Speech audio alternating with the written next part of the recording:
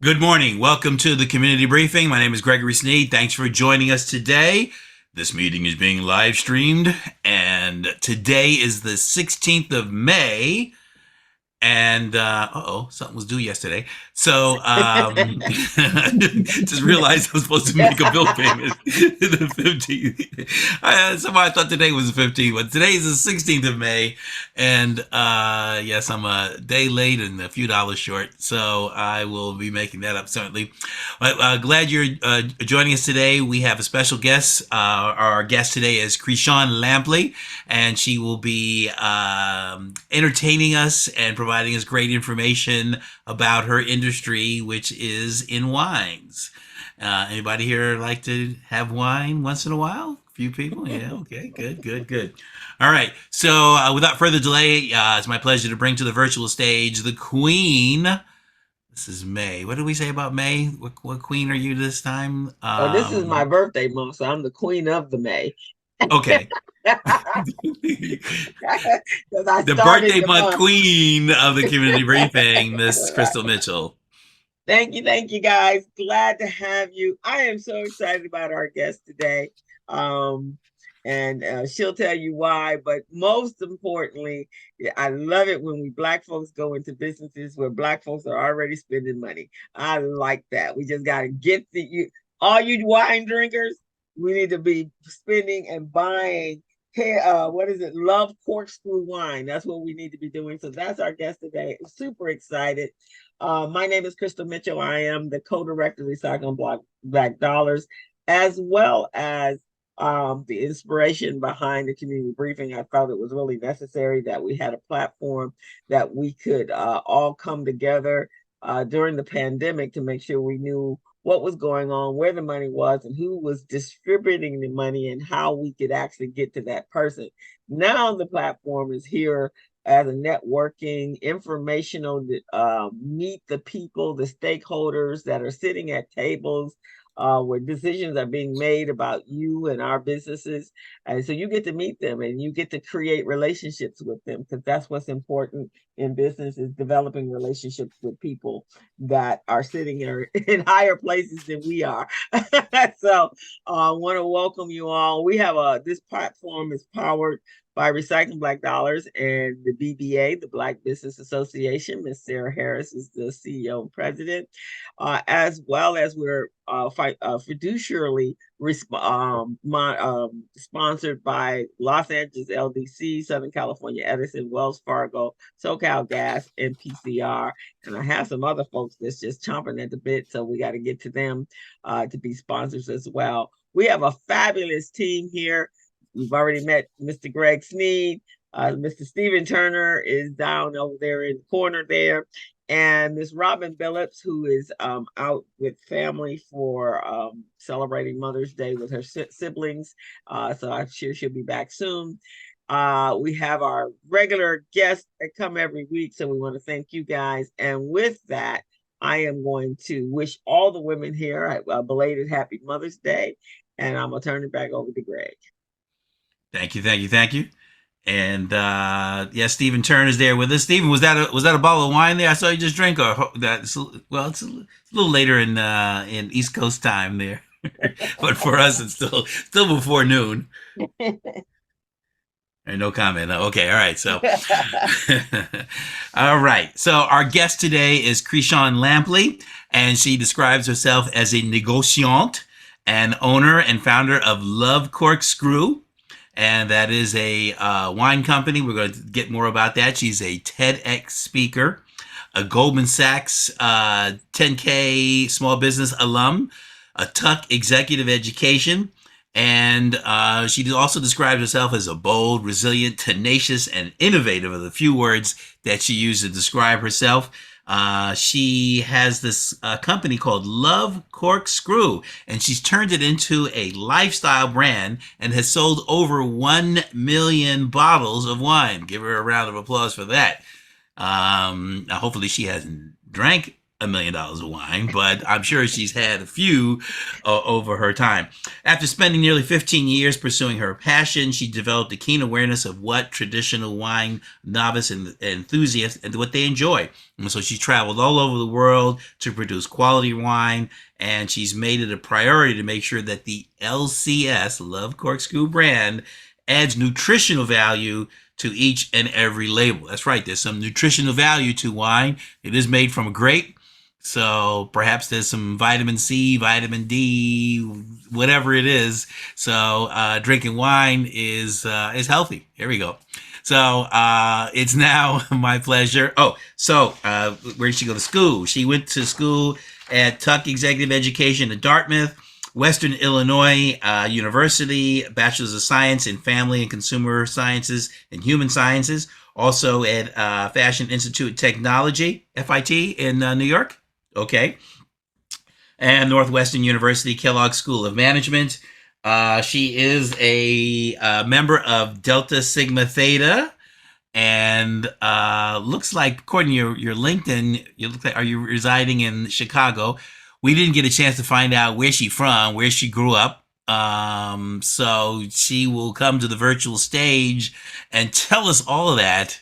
So please join me in welcoming Chrishon Lampley. Great introduction. I feel like I should hear a hand clap, one of those hand clap kind of like little recordings that they do. Well, thank you. Thanks for having me. It is, thank you. I heard the woo. Very excited to be here. Mind you, just so you know, just a little bit about my entry off the jump. I literally just landed an hour ago. So I'm here off of a 5 a.m. flight. So I am here for you. So excited. And again, if I sound just a little groggy, know that I'm going on 2 hours of sleep. So again, my name is Chrishon Lampley. I'm the owner, CEO, and negociant for Love Cork Screw. That is a wine brand I started 11 years ago. I've been in the industry over 25 years, starting in sales and marketing. I also owned an art gallery and bar, as well as I worked in distribution, where I had on-premise accounts and sales, and I had one of the largest territories in Illinois. So I am a Chicago girl, grew up in the burbs of Chicago, but I've lived in Chicago since 2000. Oh gosh, no, let me stop lying. 1997, I've lived in the city. So I'm here in the Hyde Park area, about 6 blocks away from Obama's home. So I just love the city. But of course I travel like crazy, but when I'm home, I love the heritage. I love the architect and the beauty of Chicago. So a little bit about what the heck I do. What is a negociant? A negociant is a form of a winemaker. If you look up the definition, it says someone who bought and purchased grapes and resold them as their own. So a negociant is someone who doesn't own a vineyard. Don't ask me if I own a vineyard. I do not own a vineyard. However, I own the tanks within the vineyards, and I create all of the wine custom crush blend. So all the juice in the bottle I created. Now, of course, fast forward till now, since I've owned the company over 11 years, it's pretty much reverse engineering at this point. But I created all the formulas over 13 years ago. And people ask, how did I get into wine? Why wine? It was as simple as, and as complicated as I was, a lot of people say they're a foodie because they may eat a lot and they say they're a foodie. No, really, when I was like 6, 7, I enjoyed sushi, right? I always had a different palate. So when the college days happened, I wasn't drinking the apple martinis and Cosmos. I was doing wine flight. So I always was kind of elevating, and I just liked the feel. And what do I mean by that? When I got into high-end retail, I had huge accounts, $3-4 million books. We're talking Escada, Gucci. I was a GM for all the large fashion houses. And I would see, after my clients would leave, they would go have dinner, and either they're in a business meeting or with their family in these high-end restaurants. And what do they have? They have a bottle of wine. And I would see the laughter. I would see the business deals made. It was always something interesting happening over a bottle of wine. So that's when I really started delving in it. Then when I owned the art gallery and bar, we won Chicago's Best for the best wine list in 2009. I wrote the wine list. So at that point, I knew I really had the knack for the industry. Fast forward to having the bar, we lost it. Well, how did we lose it? Due to a bad flood. The condo owners flushed non-biodegradable baby wipes down the toilet. So literally that backed up into the entire block and we lost everything. Our insurance did not cover baby wipes. So I was in a very dark place, almost lost everything. And I said to myself, as I'm losing everything, my heart's still beating, so I must have a purpose. And I said, I'm going to start another business. I don't know what it's going to be yet, but I'm going to start it. So I started writing a blog from all the amazing things and silly things and fun things that would happen in our bar, especially being the owner when some people thought that we were the bartenders. And I said, you know what? I really need to release that stress, that anxiety of losing everything. So I started writing the blog, and the blog was called Love Cork Screw. The love section was funny things that happened, 2 single women owning a art bar. The cork section were my varietal picks, and the screw section was a wild card talking about pop culture. I was an awful writer. But then the format of the radio, the internet radio started happening, SoundCloud. So I said, you know what? People always told me I have this kind of special, unique voice. And they said, oh, you could always do voiceovers and things. I'm like, you know what? Well, let me try out a radio show. So the radio show was called Love Cork Screw. I had over 4,000 listeners. This is right when it started happening. Same format as my blog. So it was my way of releasing, losing everything. Then I said, okay, now it's time to start making money. What am I going to do? So took all my connects that I had from owning the bar, took all my connects from working in distribution and sales. I was always a sales marketer. It's what I know what to do for the last 25 years. So I said, I'm going to do what everyone laughs at me and says I can't do. Let's own my own wine. First thing, people laughing, no way, you're not a girl from California. You don't have a vineyard. How are you going to do that? I'm like, I've been studying wine for a long time now, and there's over 50 vineyards in Illinois and all the way through Michigan that people don't even know exist. So I'm going to drive there. I'm going to fly out. I'm going to go to these places. And I'm going to tell these millionaire farmers that I can outsell them in their own product. So I went there, talked them into it. They fell in love with me because I'm a salesperson. They also fell in love with the fact that I was pretty hot in Chicago. What do I mean by that? Our art gallery was on the front page of the Tribune, of the lifestyle section. We had amazing artists, one that is actually world-renowned now, Hebrew Brantley. We were the hottest thing hidden, and we were the first African-American women to ever have an on-premise and off-premise liquor license on literally right, if you guys know Chicago, Michigan Avenue. So it was a huge thing that happened. And fast forward to me saying, you know what? Yep, I'm going to do it. So I figured it out, right? Took years, lawyers, a lot of money, all my money almost. And I launched Love Cork Screw in 2014. The first account to ever take me was Mariano's, which you all may know as Kroger's, same company. They were the first to take in the product, along with an amazing Black-owned liquor store here in the city in Hyde Park. And it just exploded.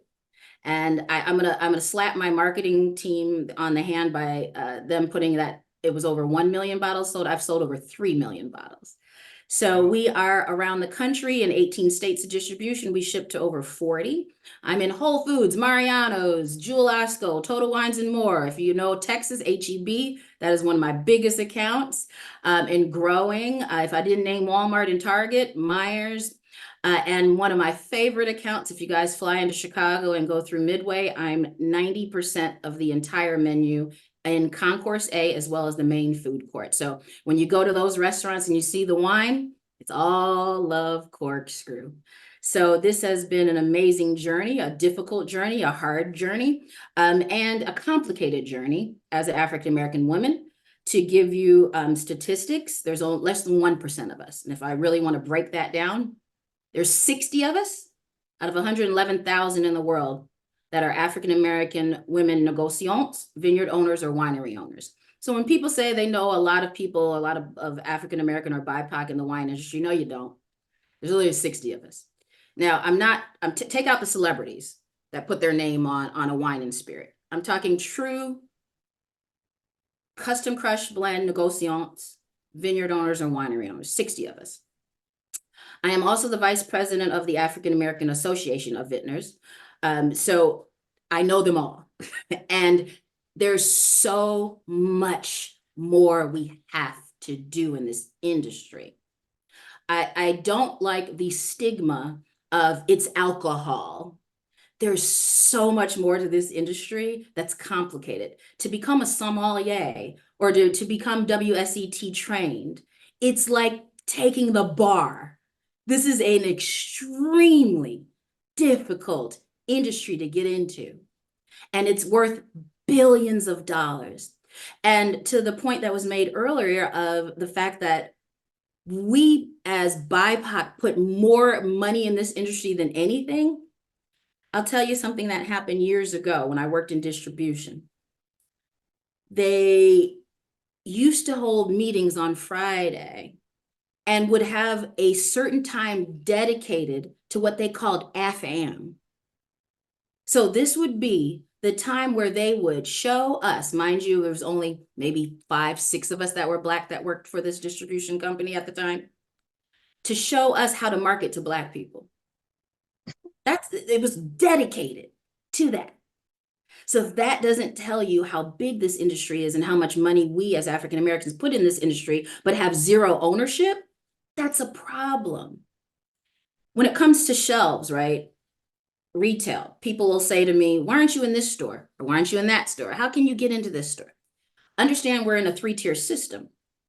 So as a supplier, winemaker, negociant, we have to sell to the distributor. The distributor sells to the retailer. The retailer sells to the consumer. This is a 3-tier system. So all those markups, when you buy that bottle of wine off the shelf, trust, I did not make $12.99 off that bottle. It went through 3 different hands. So the most of the market, when they call it the planogram, without getting too specific in terms, but the map, right? The map that are in retail stores are monopolized by 70% of the same company. So 30% is left, and that's the free-for-all. But out of that 30%, only 1% of that is Black. 1%. So it's unfortunate that what happens is we start having to fight each other to get on the shelf, to stay on the shelf. It's not something that we want to do as people of color in the wine industry. However, they put us against each other because we fit that one mold, that one pot, that one little click, that little check mark, right? So that's why you don't see a lot of us in this industry. So it's very, very difficult. It's not easy, and you have to love it. It's not a lot of money, right? So just to give you some accolades, I was written up in Forbes, Wine Enthusiast. I've gotten 89 points and higher with Best Buy with distinction. So when it comes to wine and the taste and competing with some of these large companies, my wine tastes darn good. So I've gotten the accolades within that. Been on billboards of Times Square. Still growing. I have a great team, great marketing team behind me. I have grown from just doing everything on my own to having a team now. And this really, really took off during COVID. George Floyd was an angel when it came to any Black-owned businesses. People were literally Googling Black women in wine, and my face was popping up. Along with the McBride sisters and a couple others, but our face were popping up. And the chance to be seen, to have these retailers calling to say, we want you, was just unbelievable. But it doesn't stop there, right? It's more than just having the ability to be accepted within the wine industry and be on the shelves. It's the support of the community. People buy wine all the time. I have people that say I don't drink, but some of your friends do, and they buy wine all the time. And there's certain times that they say the number one reason why people buy wine off the shelf is the label, number 2, the price, number 3, the taste. You'll manage your expectations on the taste, but you'll go back and buy the same bottle for those 2 reasons, and you don't even like the wine because you're intimidated by it. That is the norm. So when it comes to the wine industry and what help we need within the community, that's spreading the word. I've been in business 11 years, and there's so many that don't know that Love Cork Screw exists. There's so many that I will say is an honor that drink Love Cork Screw that didn't know it was owned by a Black woman, didn't know it was me. So that's an honor as well. But there's so much that needs to be done within this industry in education, in growth, and people really understanding wine and what it means. And the fact that people are buying CPGs in general now based on intention, right? These younger generations, I'm a Generation Xer, but we're dying off. We're a dying breed as far as when it comes to consumer spend, right? So these younger generations coming, they're buying because there's a purpose, a meaning behind it. My generation bought because you like it. And you have the money to buy it, so we're gonna buy it and we're gonna drink it if we like it, period. We're gonna bring it to friend's house, we're gonna gift it. The younger generation is actually looking to see who's behind it. They're looking on your social media platforms. They're seeing, which was brought to the attention earlier, the nutritional value. I was one of the first to ever put the nutritional value on the back of the label for wine, because people want to know what they're putting in their bodies now. So this is very important as we grow within the industry, as well as education and support and just spreading the word. So that's my quick little tidbit on Love Cork Screw. I hope you guys got just a little insight of the industry, as well as if you're on social media, please, please, please follow Love Cork Screw. I have a huge social media platform, and that's the reason why I've sold 3 million bottles. That's awesome. That's awesome. I'm going to hit on something. I had a few questions, but the very end piqued my interest on nutritional value, because if they're what are the nutrients, what are the nutritional value, and I'm going to have some wine tonight if you say the right thing. So I am not a nutritionist. Okay. So let me start by saying that. However, when it comes to transparency on a wine bottle, there's less calories than people assume. When it comes to wine, it's just drinking in moderation, of course, right? Anything in moderation. So a lot of people don't know, and I have a couple of bottles here just to give you guys an idea. So my Pinot Grigio, which is called Good Times, Good Friends, right? Now, mind you, when you serve a bottle of wine, there's 5 glasses in this wine. So when sometimes people are home, they're drinking a half a bottle, right? Like, so let's be real as far as the calorie content when it comes to the serving size. But my Pinot Grigio is calories, 106 calories per serving. That's not a lot of calories if you drink just the serving size, right? How many servings in the bottle? 5. So it's not as much as people think. So it's still less than 600 calories if you drink the whole bottle. Hello. Okay. Carbohydrates, 0.3 grams, 0 fat, and of course, 0 protein. This is the type of thing that people don't know. Now, obviously, there's a controversy, and one doctor will say one thing versus another, as far as having a glass of red wine, that 1 glass of wine is good for the heart. That's neither here nor there. It's about transparency in what you're putting in your body, and knowing that we're not trying to fool you within this industry. And that was not done for so long because this generation is different. They're different. They want to know. So yeah, I put nutritional value. Again, I was the first to get approved, one of the first to get approved from the TTB, which was a huge, huge, huge thing. I worked very closely for years with the vineyard that I utilize, and we got it done, and I was very excited. Are you able to say that it's plant-based? You're able to say that it's made with grapes.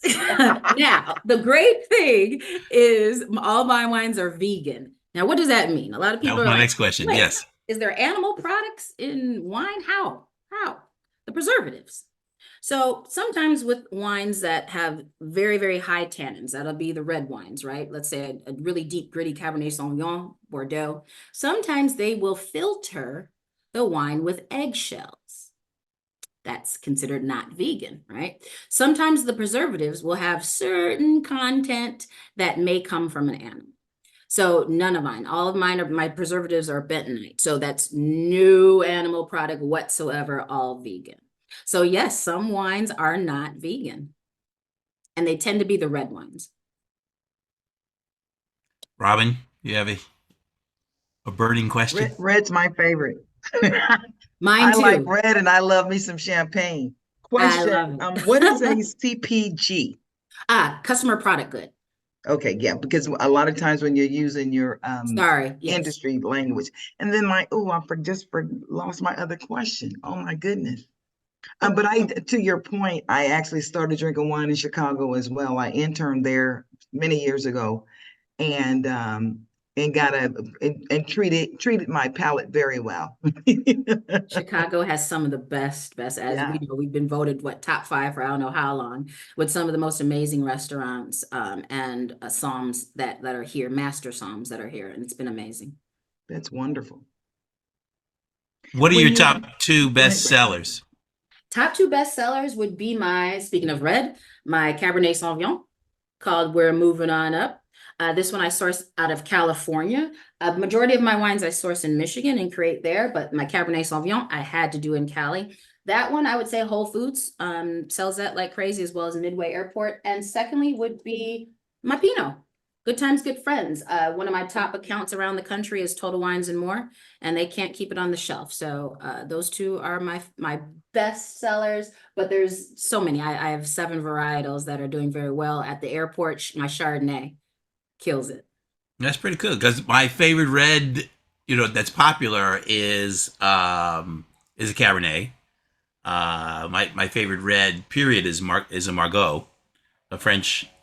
And then on the white, same thing, Pinot Grigio. I like Pinot Grigio. So, then yeah, you would love my Cab and my Pinot. well, I have one that has my name on it, right, Crystal? You do, and I will be bringing it to you shortly this afternoon, earlier this afternoon. And I have mine as well. I haven't opened it as of yet, but this weekend. Please do. Please. Now, Crystal was going to actually pop it open this morning, and then realized that it was actually she needed a cork screw. It's a real bottle of wine, right? Man. It's got a cork, right? Now, like yes. So now there have been a lot of wines that have moving to twist off caps, yes. and a lot of people think it cheapens the wine. You could have a really good wine, but you think of a twist off, you're thinking, well, I can't think of the brand now, but yeah, so let me address that. So in the wine industry, we talk about it a lot differently than wine novices. So actually, it does not cheapen it at all. The system now of the screw cap and the way that it's now applied on during bottling is a lot different than like the 80s, right? When you have the Barefoots of the world and the Sutter Homes with the twist cap. So it's all about how the wine is sealed. So for instance, my Cabernet Sauvignon and my Sauvignon Blanc, I will always use a cork. But I am starting to move to the twist caps for some of my whites because it's easy. It's easy. Summertime shy, festivals, boating. People want to be able to open their bottle easily. Secondly, wine novices aren't that great at opening a bottle when it's corked. Right. Not that great, right? I don't use a rabbit. I use a key, a wine key. I use the sexy thing, right? But not everybody's walking around with a rabbit, the ones that you twist and then you take the arms and move it down. That's not that easy for some. Lastly, when it comes to a cork, a lot of people don't know how to house their wine. Why do we house it this way? Because it keeps the cork wet. The cork is wet. That means this will stay sealed. If you house your wine this way, eventually if the cork starts drying out, air is going to get in here. So that's not the winemaker's fault that the wine doesn't taste good when you finally open it. It's how you decided to store your wine. So with the twist cap, we don't have to worry about that. So understand in the industry, we're adjusting things based on the consumer spending, drinking, and there are only 10% of the entire world that are wine experts, 10%. So the majority of wine novices may not keep things right. Unless you have the state-of-the-art cellar, more than likely you're not keeping your wine in the proper temperature either. So that's why we are now moving to the screw cap. It's not cheaper. It actually costs just as much for us to produce it with the cork versus with the screw cap. Also, some want to be a little more conscious of the environment and utilizing cork-a-nut because that's coming from a real tree. There was a time I was an expert. Wow. There was a time I was an expert in opening a bottle of wine with a wire hanger. So there's a way that you can insert Some that. people know how to do with a shoe. Yeah, there's all types of ways. Yeah. Laura, you have a hand up. You have a question or statement? Chrishon, when I worked for Coors years ago, going to the buyer was really easy. We call make a phone call, get in front of the buyer. Going to buyers is really different now. So for a Yes. lot of small businesses, it's you can't get to them. I'm struggling and gonna make a mark and get to ECRM, and I also have a premium profile on Range Me. But tell me how you got in front of your buyers. Was it because you had your relationships already and was able to get to the buyers, or have you had to go through ECRM and Range Me to get your appointments to make your pitches? Because you've got national brands, and Correct. those are gold mines to get those types of contracts. But the only way to get those contracts these days and to get in front of the people that can give you a yes is really to go to ECRM, which is somewhere around 5,900, 6,000 a session. So Correct. can you talk a little bit about, for small business owners, going to market and getting those relationships, since you cannot really get to the buyer to get a yes? Can Let you me tell you just the talk about number one. how you got? I'm sorry, go on. I think that was she was just basically asking you, how did you get to there? Yes. So you have to be MBE certified. That is how I got in contact with all the buyers. I was MBE certified for years, years. That is beyond important. That is how I got to communicate with buyers. That's how I got a foot in the door. I was very persistent, meaning it's almost like being in a fraternity and sorority. Once you're in, you're able to open that door and then you get all this list of help. That's what happened when I was MBE certified. I was able to now register within the portals of all of the stores that I'm in to then get the emails, because those buyer emails are held like they're the golden rail. It's crazy. So once I was able to get in and start talking to them, I didn't get me in right away, but it allowed me to now start emailing the buyers, start having conversations through supplier diversity, started being able to send the samples, started being able to have the conversation. Example for Target, it took me 6 years to get into Target. 6 years. But I got the initial conversation based off of being an MBE. This is prior to COVID. This is prior to George Floyd. This is prior to the Black-owned kick. This is when we just were not getting in at all. And I was able to have those communications. So I suggest, I know Range Me like no other. I'm on Range Me as well. But it's really about being certified. And that's how I got the conversations. And then thereafter, it's honestly talking to the store managers. It's all about the feet on the ground. Those managers run it. I'll give you an example. In HEB, which is, again, one of the largest places that you can get wine in the country. And I just got in, and it took me 3 years to get in there. I was not on the website yet to be able to pick up from those Texas stores that I'm in. I'm in about 75 of the stores, 75 out of 300 right now, and I'm working on getting them all of them. So short of that is, because I went into the San Antonio store, spoke to the manager there, she fell in love with me, and she was so excited that I actually flew out to be there to talk to her, to really talk about the brand, that she's the reason why I'm on the website now. Because she said to corporate, hey, people are asking for Love Cork Screw. Chrishon has moved over 20 cases in just a couple of weeks within my store. She deserves to be on curbside pickup. That I was told that could not be done because I was not in all 300 stores. So once you're in these stores, or when you start trying to communicate with these stores, start talking to the foot soldiers, talk to the managers, talk to anyone within that department, because they'll know what to do, they'll know how to do it, and they know exactly when to do it. Because that's the one thing about getting the email, is they will let you know when the next buy happens for whatever you sell. Whether it's once a quarter, twice a year, they're going to give you those dates so you can get that proposal and fill out that RFP. I know that was a long way of answering it, but start with the MBA and utilize them. I utilize the NMSDC. They're my friends. I call them. They don't give me stuff. I call them Yes. to say, this is what I need. Yeah. Well, I just, as a person who actually set up a supply diversity program from scratch, I totally appreciate the fact that you spoke to the issue that you have to be actively engaged. You Yes. know, it's not you're gonna get certified and then they're gonna be looking for you. And then the other thing that you may want to speak to is the fact that they have existing relationships already. So you're really Yes. as my friend from Johnson & Johnson used to say, I'm already married to somebody, so you want me to cheat on them with you? So to your point, the question becomes, when is the buying opportunity, right? Can you speak to a little bit to that process? Yes. So to your point, so it's literally, so when I call the NMSDC, they're like, Chrishon, what's up? I'm like, look, this is what I need right now. This is what I need your help with. Do you know someone at United Airlines? Do you know someone at Kroger? Do you know someone at Albertsons? Give me these three. Tell me what to do. They will say, Chrishon, we'll get right back to you. They know everybody. They know everybody. And the key to this is, though, they don't know who they know until you ask, because they know everybody.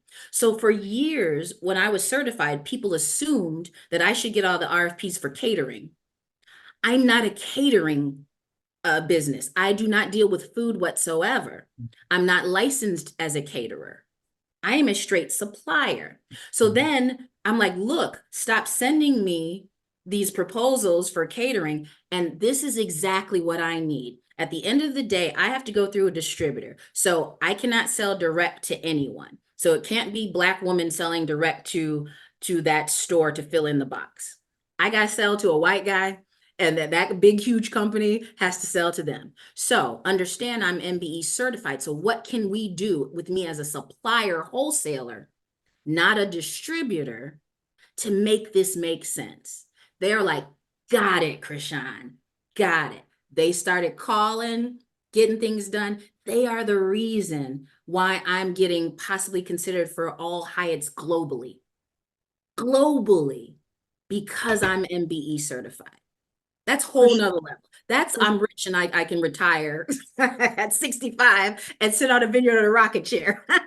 So Chrishon, did you get certified in Chicago? You got your certificate from the Chicago Council? NMSDC. Yes. Yeah, with Sheila Morgan? Yes. That's my St. Louis. Yeah, I'll say And Anita, this. The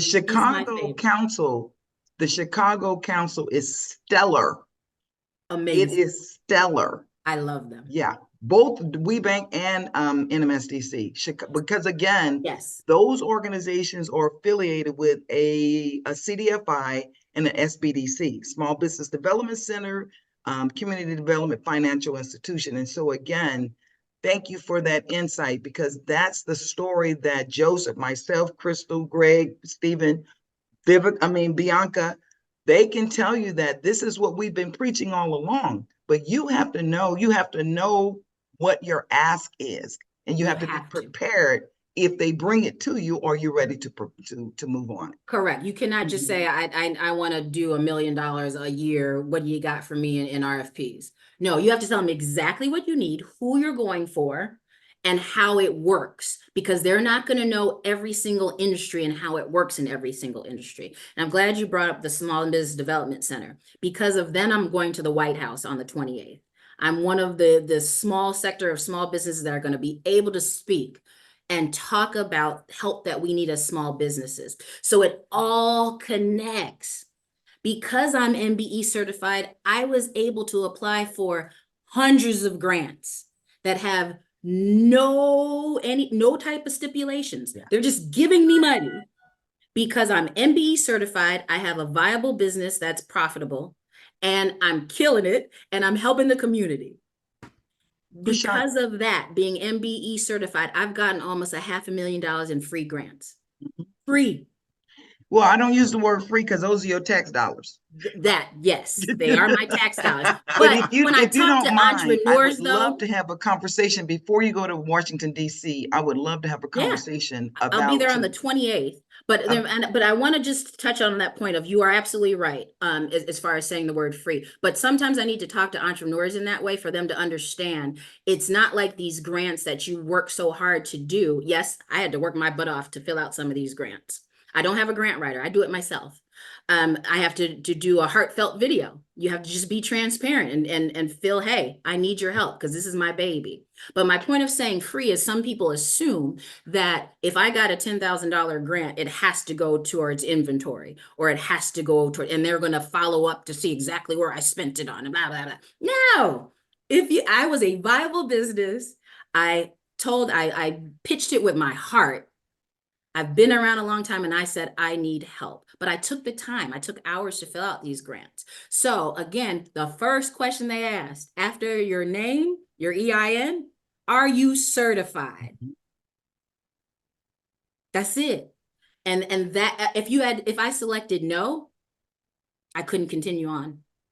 So I cannot emphasize spending that $500 to get certified, $350 a year. Big deal. You're going to spend more money way in marketing than you are in anything. And that is needed. That certification is needed. I was originally certified with MBE and WBE, but I decided just to be MBE certified based on they both, for me, for my industry, was getting me in the same rooms. And that's for my industry. I cannot talk to other industries with getting multiple certifications, but for me, MBE was all I needed. You know, it's I have a absolutely. couple of questions in the chat box that I want to cover. One, Eric Bell, Eric, I'm coming over. He says, And I excuse saw me my 2 seconds. I reds. just have to open the door for UPS. Give me 2 seconds. Sure. Eric, we're coming over to make sure that your reds and the whites are at the right temperature, okay? And also Danielle has a question. Sure. And then we got I wanted to ask, maybe you guys know. I wanted to ask. Okay, I'm back. Sorry. Come here. I'm here. Okay. So one of the questions was, Eric Bell made a comment. I have my reds at 55 and my whites at 42. Is that accurate and good? Sorry, my dog was barking. What was that again?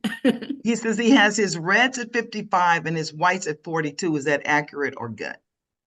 Temperature. Temperature, I'm sorry. Yep, that is just fine. 53 is always good, but yes, you are right. You are good on temperature. Always just know, don't go over 60. Mm-hmm. Now, I had a question, you know, to your point, I'm trying not to drink the whole bottle, especially if it's some good stuff. Why don't they sell more of the little short guys? Love that question because I get hit up to do gifts, right? Corporate gifting all the time. And that's the first thing they ask. Do you have the 375s or the miniatures? Understand those cost just as much to make as my 750. Oh, got it. That is why. So that's why the Gallows of the world, the Sutter Homes of the world, they can afford to do that, to make the small bottles. Otherwise, I would produce, spend the same amount of money. I'm not in the airlines yet to sell all of those. So I would be stuck in my warehouse with several miniatures. So unfortunately, my miniatures would end up costing you the same amount as my 750 for me to make up some profit. There's not a big discount there for sure. Okay, now Stephen had a question. Can you share with us the pros and cons of your various distribution networks, for example, online orders versus retail shop? It's very difficult. It's two completely different businesses. During the time of George Floyd, my online sales were up 272%. And I lost majority of all my accounts. Here in Chicago, there was a lot of looting. And also understand buyers within retailers were not doing purchase orders. They weren't like, oh yeah, let me just buy some more wine. And we don't know what's happening when people aren't going in the store. So my online was killer. That was one of the best years I ever had. Then the world opened. So we're switching.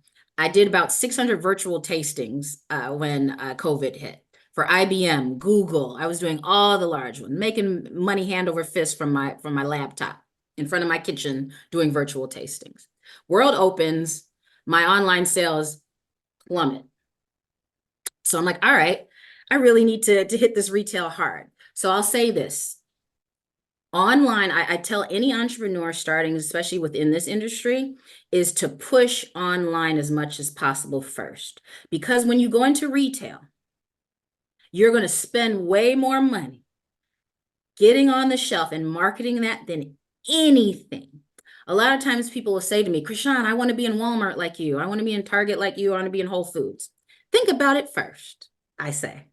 Say, so what are your online sales? How good are you moving your wine club? Hmm? Are you killing the game? Okay, you're not. So you're not ready to Ready. be in retail. Because I'm sorry, when you get to Target, Walmart, all these large big boys, you're going to need about 6 figures in marketing budget to even stay relevant within that.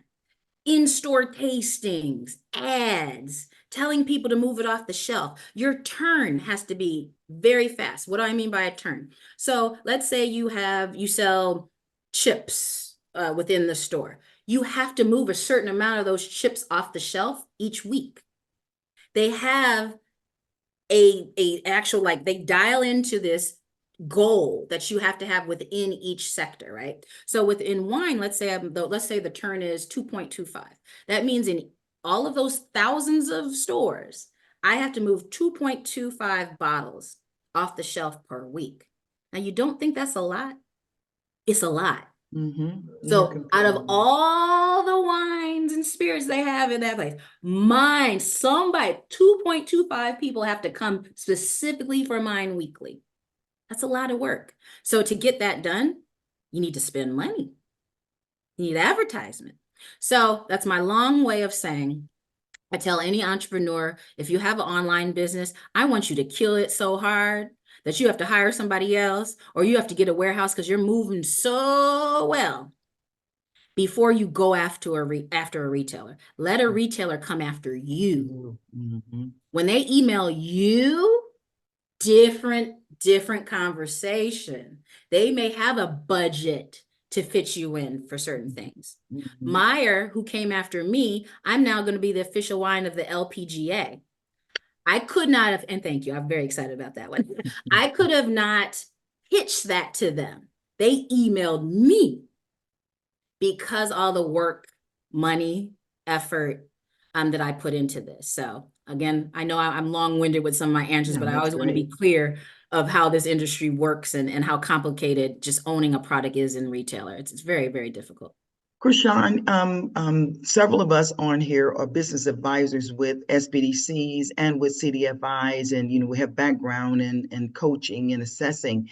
And one of Daniela had a question about what does an MBE certified mean, and share the names of the grants. Can you really speak to the fact that it started with you aligning yourself up with a CDFI, lining yourself up with an SBDC, lining yourself up with NMSDC? Can you speak to that a little bit? Because again, we've driven this home millions of times, but it's always great to hear it from a supplier.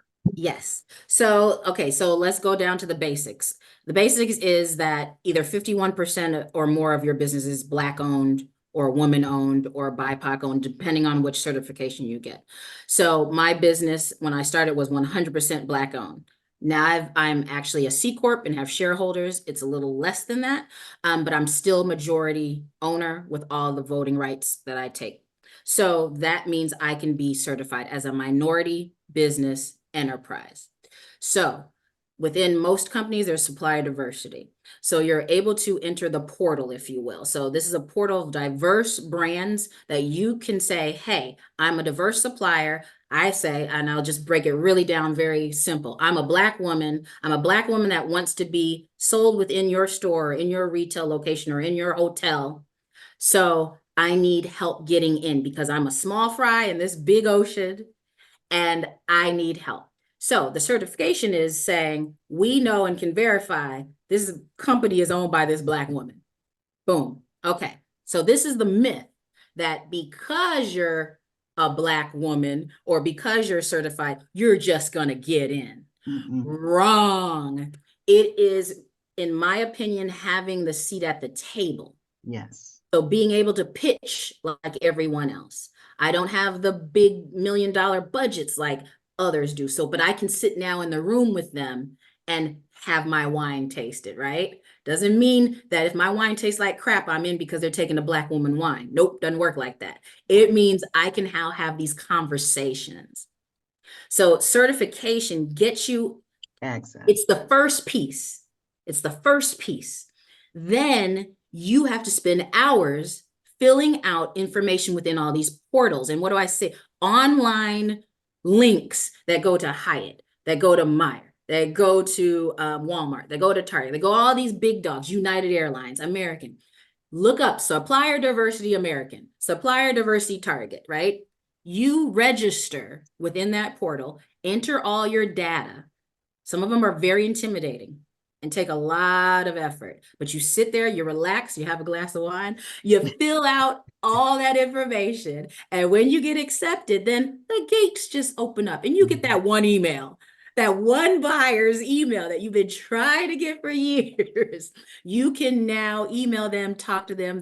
They may make a meeting with you. So again, I just wanted to go through the steps in a very simple way of saying, this allows you that key, but you still got to open your own door. Well, one of the things that I always suggest to people too, just visit the website. Visit the NMSDC website or the WeBank website.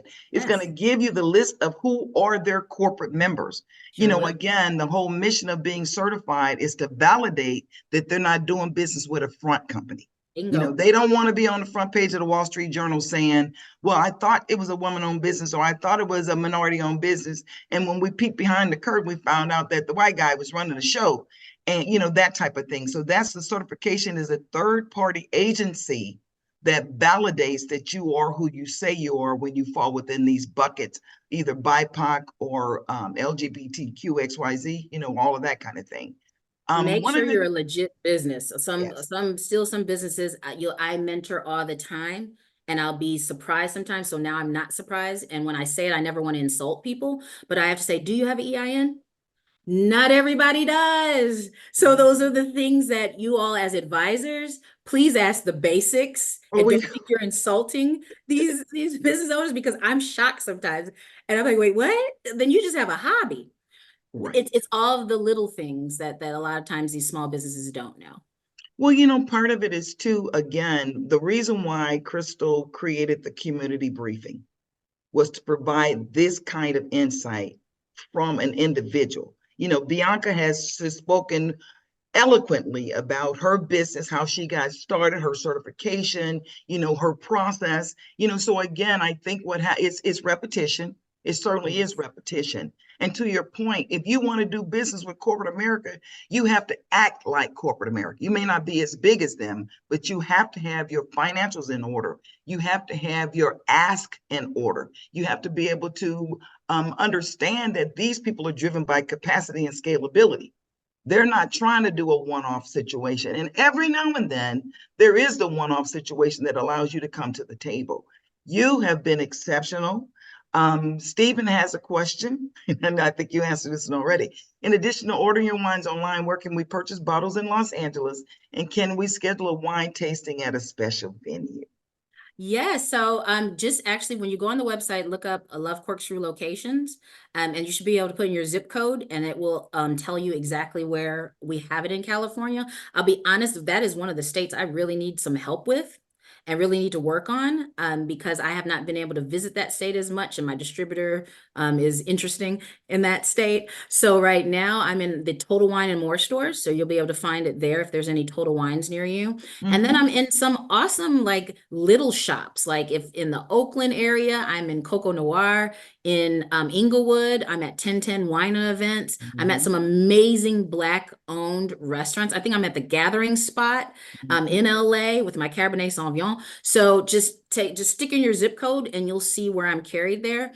But I always need help. And to answer the question, yes, I do tastings in Cali. I happen to be flying to Oakland for one day to do a tasting on the 22nd. You'll see it on my social media, so please follow me with the exact location. I believe it's a Black-owned restaurant. Let me put you in contact with Joseph Duncan. Joseph, tell her about what your capabilities are. This is the mastermind. I was actually just putting my contact information in the chat for her. But yes, we can absolutely talk offline, look at some strategies for how you could penetrate this marketplace. I'd love That's that. one And of the things our company does. I don't have my readers on, so I'm not going to see anything in there, and I'm going to have to hop off in a little bit. Can you please email me, and everybody, Chrishon, that's my first name, so that's CHRISHON at lovecorkscrew.com. If you That's need easy. anything, and I would love to communicate, talk, just my first name at lovecorkscrew.com. You'll have an email by the time you get off here. That's what I'm talking about. Chrishon, one last thing before we get off. Do you export? I do not. So I actually import currently. My Sauvignon Blanc I got from Chile, which was super exciting. And I think I cried when it made it across the water, because it made it across there during COVID. And I was one of the only tankers that made it. So while these shelves were empty, there was Love Cork Screw Sauvignon Blanc. But I have not gotten to the export game yet. I have the ability to, I'm licensed to, but that's now another business, right? So it's like I have online going, retail, which is 85% of my business right now is retail. And your candles. And my candles. So I got to mention that. So my candles, which are even sold on Target.com, I decided to, my whole motto is it's a mood, right? So with candles, body butter, wine, there's always customers that say, I don't drink. Well, they buy my candles, right? So because they're wine scented. So everything makes sense. And all my scents correlate with each other. I purposely made these scents go with wine, with the smell of wine, right? Whatever you're putting on your body from my products, my body products, it goes with wine, right? So I set a mood, and it's really awesome corporate gifting. I've given so many corporate gifts, not given, sold so many corporate gifting through the years with the full sets, and it's been fun. So yes, please take a look at my website. You'll see also the Lampley, which is my last name. When you click on my website, you'll see like a little ghost on the side. It'll say the Lampley. I call that my angel company, and Love Cork Screw is the devil.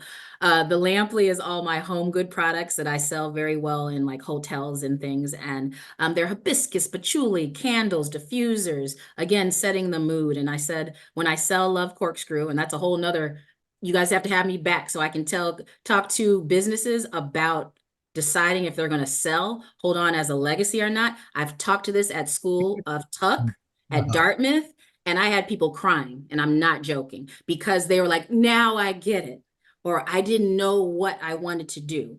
I'm a big proponent on VCs. I am. I don't like banks. I like VCs. That's just a whole other conversation. But anyway, my point is, yes, Love Cork Screw has a gamut. And when I sell Love Cork Screw, the Lampley is going to become my fun.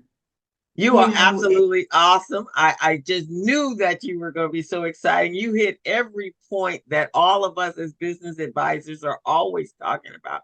But there's one point that I love was the fact that most people think when they become certified, it's all about construction work, right? About that they had no clue that, being certified as a woman-owned business could get them into retail stores, right? So I think that was excellent. I'm gonna share that with my other business partner, Gilbert. We do another podcast on Friday called The Business Zone, and he will love that because we're always trying to talk to them about certification, but they think that they don't fit anywhere, right? Let me be clear with that. I got to add one more piece before I run off, because I know I can keep going. I want to add that I've never got approved for a proposal from any certification. It's the contact. Because I'm not construction, because I'm not a catering company, because I'm not the ones that get the big RFPs, my contacts have been epic. Yeah. So it's all about that relationship, right? It's about the relationship. So very important. Thank you so much. And we know you have to run, but definitely we want you to come back. Everyone, I have my wine bottle here. You can barely see it, but it's my wine bottle here. But go to the website. Over heels. Yeah, I like it. That's my Riesling. I'm a sweet kind of wine. But I have a girlfriend that really loves the red, so I'm going to tell her. Her husband just bought a winery in South Africa. So I'm gonna put you guys together. Yeah, because that South Africa is all black. There's all white. The person sold it to him because he wanted to stick it to the rest of the white wineries there. So he's like, yeah, I'm gonna let you buy this. I would love a Pinotage or a Chenin Blanc from South Africa. I absolutely love that. Absolutely love that. And please, anything you all need from me, again, Chrishon at lovecorkscrew.com. And I'm gonna leave with a pitch by saying I always need help. At the end of the day, this is a $110 billion industry. Like I'm like this little guppy, even though I've sold 3 million bottles, that's nothing in this industry of wine. That's nothing. So I always need help, always need to spread the word, and not only for myself, but I'm a huge advocate as the vice president of the AAAV, a huge advocate to help other African-American vintners, negociants, and vineyard owners. So anything you all need from me, please reach out, but I always need your help as well. Thank you so much. We so appreciate Thank you. I got to go to a photo shoot, so now I can have a little bit of fun. But thank you so much and come back anytime. Thank we you. so appreciate you. Thanks for having me. You're welcome. Guys, this has been awesome. Next week, Stephen, we have next week we have you. If you enjoyed today's session, wait till next week because we have Michael Anderson, the author, the architect. We talked about the Miracle City. Plus, I need to give a plug. For everyone that makes a donation to the community briefing of $50 or more, you'll get a free bottle of Love Cork Screw. Oh, wow. And we're going to try to do a wine tasting at the gathering spot in July. And I've already talked to Brian Wilson. We love it, all of that. Thank you, Stephen. Stephen is a great producer. Before we sign off, Andre is going to make a quick little announcement about the Malcolm X celebration that he has coming up, and we want everyone to support. Just quick, and thank you. You look wonderful, Crystal. Happy birthday to you.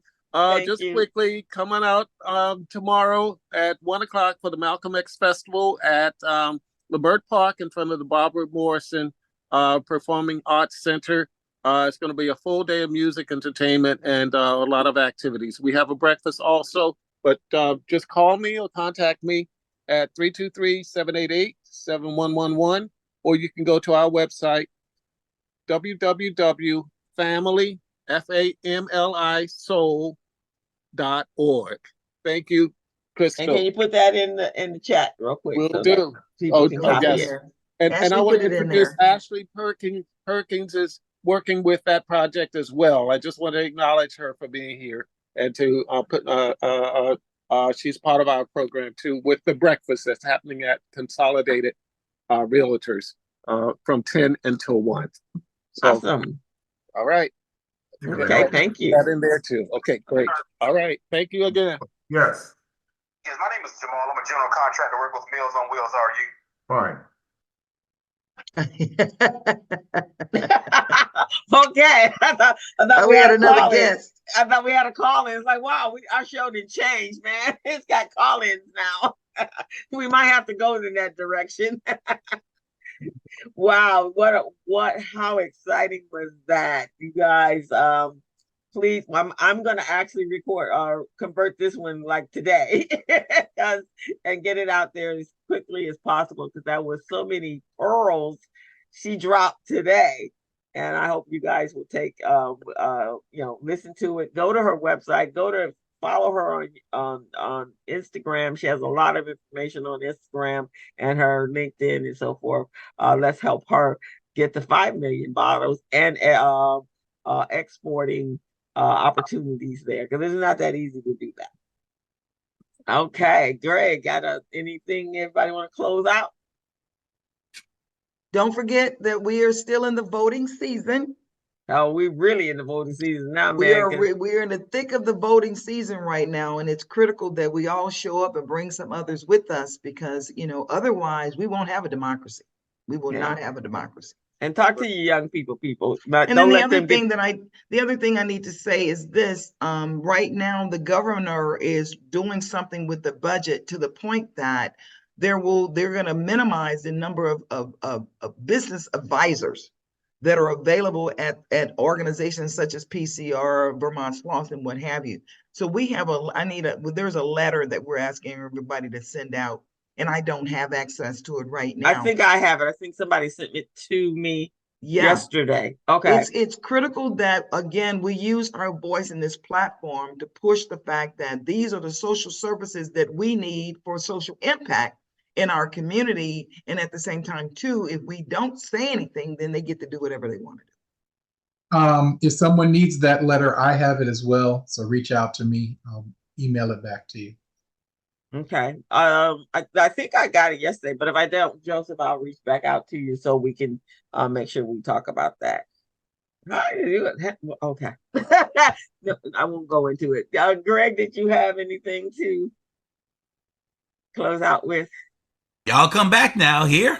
All right, guys.